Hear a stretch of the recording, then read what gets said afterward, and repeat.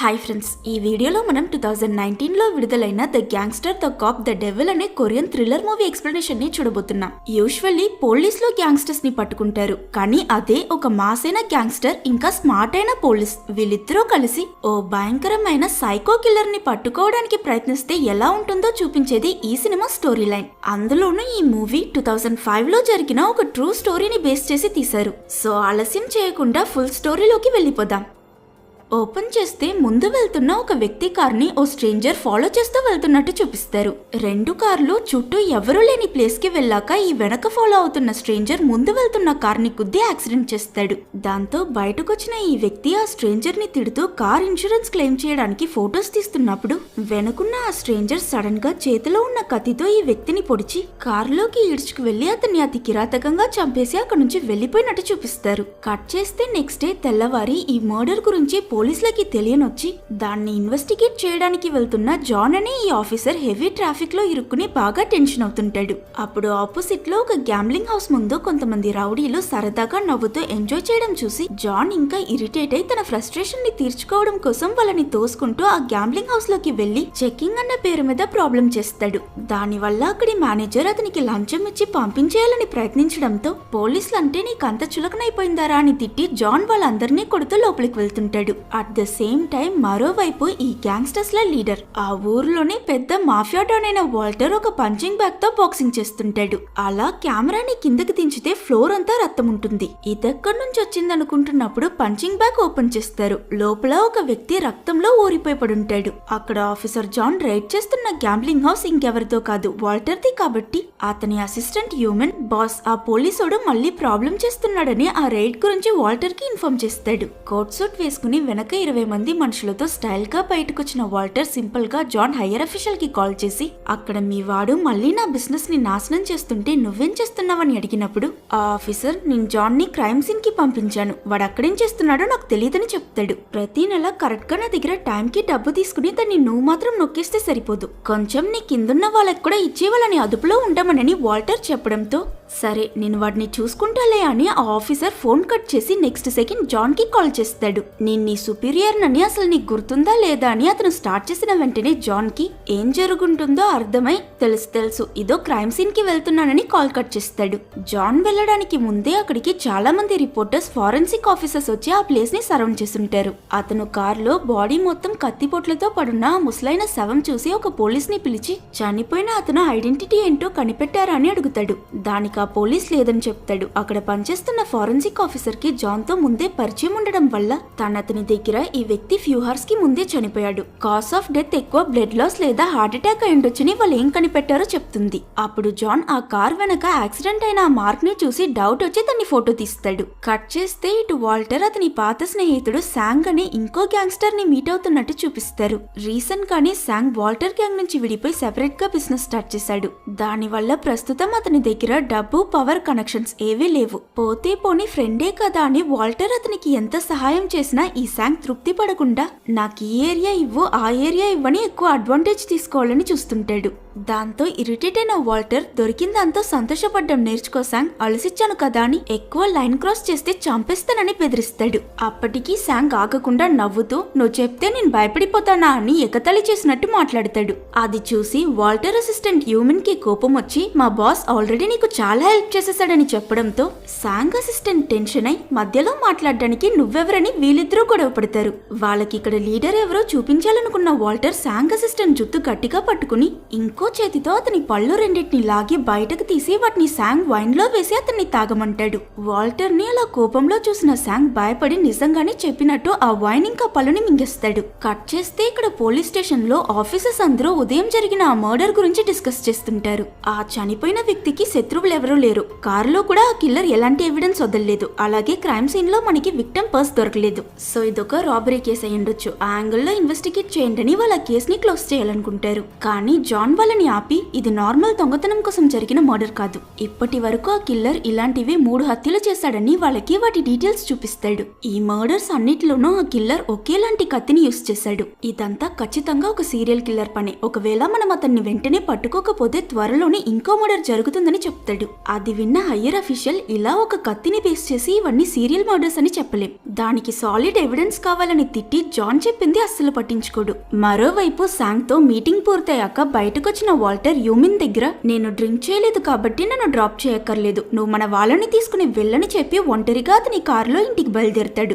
వర్షం పడుతున్నా ఆ రాత్రి రోడ్ లో ఎవ్వరూ లేకపోయినప్పుడు సడన్ గా వెనుక నుంచి ఒక కారు వచ్చి వాల్టర్ కార్ ని గుద్దేస్తుంది. ట్విస్ట్ ఏంటంటే గుద్దింది వేరే ఎవరో కాదు, ఆ సీరియల్ కిల్లర్. అతను బయటికి రావడం చూసి వాల్టర్ కూడా కార్ దిగుతాడు. కిల్లర్ అతనికి సారీ చెప్పినప్పుడు కార్ పెద్దగా డ్యామేజ్ అవ్వలేదు కాబట్టి వాల్టర్ పర్వాలేదని చెప్పి వెళ్లిపోతుంటే అతను ఎదురు చూడని సమయంలో ఆ కిల్లర్ వెనక నుంచి అతన్ని 2 సార్లు కత్తితో పొడిచేస్తాడు. ఈ సీరియల్ కిల్లర్ వాల్టర్ ఒక గ్యాంగ్స్టర్ అని ఎక్స్పెక్ట్ చేయలేదు పాపం. నెక్స్ట్ సెకండ్ వాల్టర్ అతన్ని బాగా కొట్టి కార్ మీదకి విసిరిస్తాడు. ఈ లోపు ఆ కిల్లర్ కూడా వాల్టర్ ని ఇంకొన్నిసార్లు పొడిచేస్తాడు. ఇలా కొంచెం సేపు ఫైట్ చేసుకున్నాక ఆఖరికి వాల్టర్ ఆ కిల్లర్ చేతిలో ఉన్న కత్తి తీసుకుని అతన్ని పొడి చేయడంతో ఆ సైకో భయపడి అతని కార్ తో వాల్టర్ ని గుద్దేసి అక్కడి నుంచి తప్పించుకుంటాడు. సీరియస్ అయిన కండిషన్ లో రోడ్ మీద ప్రాణాలకి పోరాడుతున్న వాల్టర్ ని అతని మనుషులు కనిపెట్టి వెంటనే హాస్పిటల్ కి తీసుకువెళ్తారు.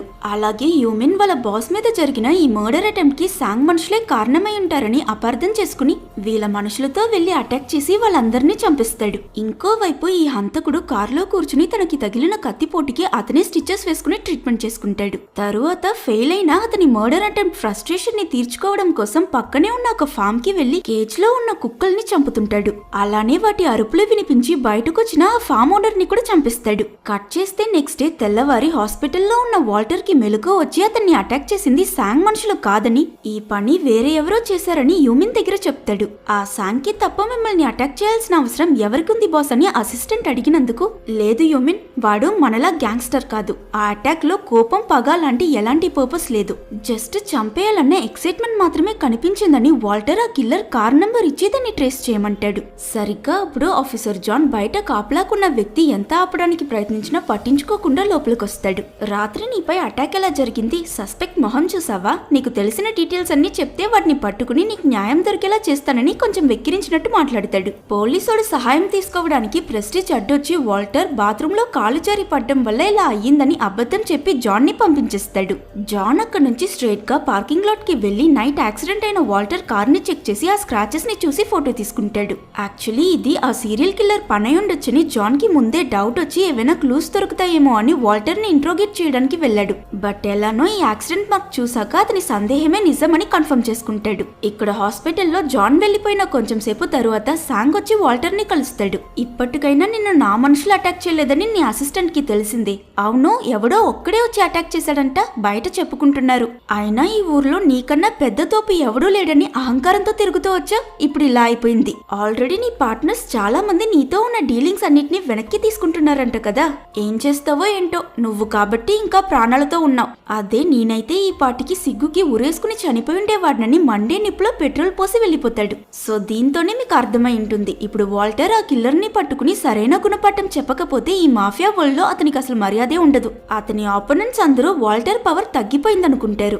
మరో పక్క జాన్ అతని హైయర్ అఫీషియల్ ని కలిసి ఇదొక సీరియల్ కిల్లర్ చేశాడని చెప్తే నమ్మకుండా ఎవిడెన్స్ అడిగారు కదా, నా దగ్గర సాలిడ్ ప్రూఫ్ ఉంది, ఒక విక్టిమ్ ఆ కిల్లర్ దగ్గర నుంచి తప్పించుకున్నాడు. ఈ ఐ విట్నెస్ ని యూజ్ చేసి ఇన్వెస్టిగేట్ చేస్తే ఆ కిల్లర్ ని ఈజీగా పట్టుకోగలమని కంటిన్యూస్ గా డిస్టర్బ్ చేస్తాడు. అతని టార్చర్ భరించలేని ఆ హైయర్ అఫీషియల్ సరే ఇంతకీ ఆ విక్టిమ్ ఎవరని అడిగినందుకు హీరో జాన్ వాల్టర్ అని చెప్తాడు. అది విని అతను షాక్ అయి ఈ కేసుని ఇంతటితో మర్చిపో జాన్, ఆ కిల్లర్ ని వాల్టర్ చూసుకుంటాడు, నువ్వు మధ్యలోకి వెళ్ళకని తిడతాడు. ఇటు పెట్రోల్ బంక్ లో ఒక లారీ డ్రైవర్ ఒంటరిగా ఫోన్ మాట్లాడుతూ ఉండడం చూసిన సీరియల్ కిల్లర్ ఛాన్స్ దొరికిందని అతన్ని కూడా అటాక్ చేస్తాడు. At the same time Walter అతని మనుషులతో ఆ కిల్లర్ మొహం స్కెచ్ చేస్తుంటాడు. నిజానికి సినిమా స్టార్టింగ్ నుంచి అసలు మనకు ఆ కిల్లర్ ఎలా ఉంటాడో చూపించరు. ఈ సీన్ లోనే ఆ డ్రాయింగ్ తో పాటు అతని ఫేస్ రివీల్ చేస్తారు. ఆ డ్రైవర్ ని చంపాక ఈ హంతకుడు తన కార్ ని అక్కడే వదిలేసి అతని లారీ తీసుకుని అక్కడి నుంచి వెళ్లిపోతాడు. యాక్చువల్లీ ఆ చనిపోయిన లారీ డ్రైవర్ అతని కొడుకు పుట్టినరోజు కని కేక్ కొని ప్యాసింజర్ సీట్ లో పెట్టుంటాడు. విషయం తెలుసుకున్న ఈ సైకో ఆనందంలో బాగా నవ్వుతుంటాడు. ఆ సౌండ్ వినిపించి వెనక పడుకునున్న వ్యక్తికి మెలకువ వచ్చి, ఎవరు నువ్వు, మా లారీని ఎక్కడికి తీసుకువెళ్తున్నావని అడుగుతాడు. తానుగా వచ్చి ఇరుక్కున్న ఇతన్ని ఆ కిల్లర్ వదులుతాడా ఏంటి? లారీ పరిగెడుతుండగానే అతన్ని కూడా చంపిస్తాడు. బట్ ఈ ఫైట్ మధ్యలోనే ఆ సీరియల్ కిల్లర్ కత్తి కింద పడిపోతుంది. Next day John Walter gambling house కి వెళ్లి ఒక పెద్ద రైడ్ కండక్ట్ చేస్తాడు. నిజానికి ఈ గ్యాంబ్లింగ్ హౌస్ లో ఉన్న మిషన్స్ అన్నిటినీ కస్టమర్స్ ఎన్నిసార్లు ఆడినా గెలవలేనట్టు మోడిఫై చేసింటారు. నేను చెప్పేంత వరకు ఎవరూ ఇక్కడ నుంచి బయటకు వెళ్ళకూడదని జాన్ అనడంతో ఆ గ్యాంబ్లింగ్ హౌస్ మేనేజర్ వెంటనే వాల్టర్ కి ఈ విషయం ఇన్ఫార్మ్ చేస్తాడు. వాల్టర్ జాన్ తో మాట్లాడాలని అతన్ని పిలుస్తాడు. కాబట్టి జాన్ అతన్ని వెళ్లి కలిసినప్పుడు, అసలు నీకేంట్రా కావాలి, సడన్ గా నా బిజినెస్ ని ఎందుకు గెలుకుతున్నావని వాల్టర్ అడుగుతాడు. ఓ అదా, సింపుల్, ఏం లేదు, నిన్ను అటాక్ చేశాడు కదా, వాడొక సీరియల్ కిల్లర్, అతన్ని పట్టుకోకపోతే ఇంకా చాలా మందిని చంపిస్తాడు.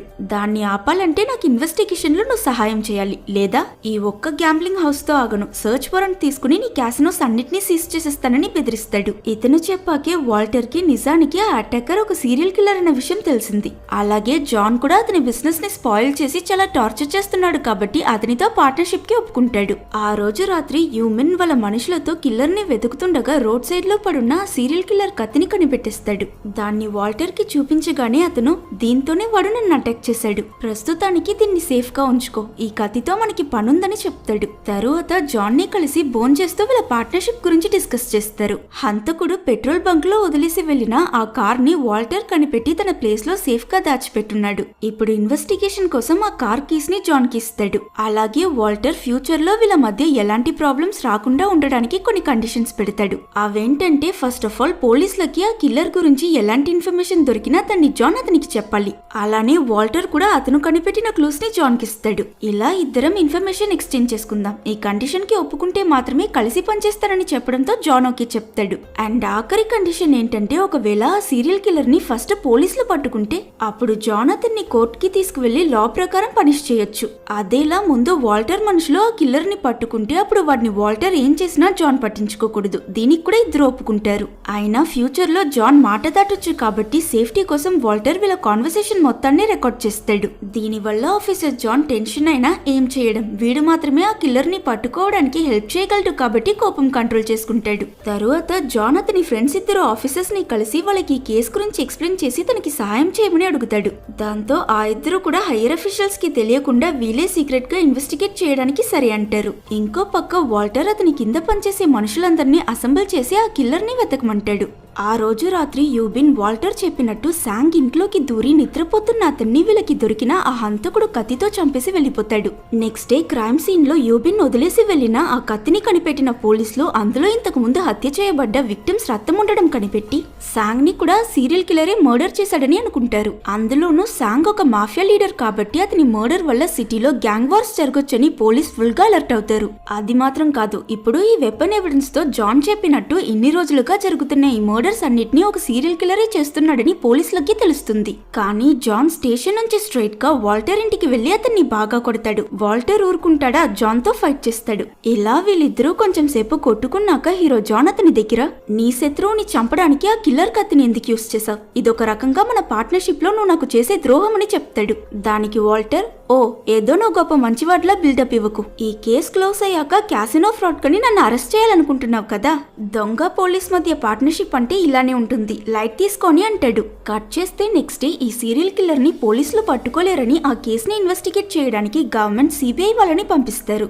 మరోవైపు ఇటు న్యూస్ లో శాంగ్ హత్యని కూడా తనే చేశాడని చెప్పడం విన్న సీరియల్ కిల్లర్ కి కోపం వస్తుంది. నెక్స్ట్ సీన్ లో వాల్టర్ శాంగ్ ఫ్యూనరల్ అటెండ్ చేయడానికి వెళ్తాడు. అన్ఎక్స్పెక్టెడ్లీ అక్కడికి ఆ కిల్లర్ కూడా వచ్చి శాంగ్ అసిస్టెంట్ దగ్గర అతను వాళ్ళ బాస్ ని చంపలేదని వాల్టరే చేసుంటాడని చెప్పి వెళ్లిపోతాడు. వాల్టర్ ఇంకా జాన్ క్లూస్ కోసం ఆ కిల్లర్ కార్ ని వెతుకుతున్నప్పుడు శాంగ్ అసిస్టెంట్ వాళ్ళ మనుషులతో అక్కడికి వచ్చి వీళ్ళపై అటాక్ చేస్తాడు. వీళ్ళిద్దరూ మాత్రం కలిసి అంతమందిని ఎదిరించి సక్సెస్ఫుల్లీ ఆ రౌడీలని కొట్టిపడేస్తారు. బట్ ఫైట్ అయిపోయిందని రిలాక్స్ అయ్యే లోపే వెనక నుంచి శాంగ్ అసిస్టెంట్ కత్తితో జాన్ ని అటాక్ చేస్తాడు. వాల్టర్ కూడా అతన్ని కాపాడడానికి ప్రయత్నిస్తాడు. కానీ ఈ షఫ్లింగ్ లో తన ప్రాణాలని కాపాడుకోవడం కోసం జాన్ సబ్ కాన్షియస్ గా శాంగ్ అసిస్టెంట్ ని అతని కత్తితో పొడిచి చంపిస్తాడు. నెక్స్ట్ సెకండ్ అతను ఏం చేశాడో రియలైజ్ అయి ఇలా చట్టాన్ని కాపాడాల్సిన అతని హత్య చేసి తప్పు చేసేసానని బాధపడతాడు. దానికి వాల్టర్, నువ్వు వాడిని చంపకపోయినా ఉంటే వాడు నిన్ను చంపేసుండేవాడు. అనవసరంగా ఫీల్ అవ్వకుండా ఇక్కడ నుంచి వెళ్ళు. ఈ బాడీస్ ని మేము డిస్పోజ్ చేస్తామని చెప్తాడు.